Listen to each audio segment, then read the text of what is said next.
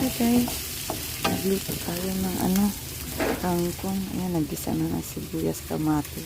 Diyan, dalian lang para magkakain na agad. Kaya ayan, mekos-mekos. Sa kabila, nagprito ng tilapia. Nagprito ko ng mga Pilipinong food. Ayan, lagay na ang dahon, kangkong.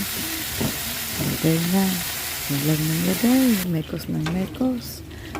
Tapos ayan, halo ng halo, titimplahin na. Ang problema dyan, may bagoong na rin din yung problema. Lagay ng toyo, naubusan ng toyo, kaloka. Kaya yung toyo ko na lang ang nilagay.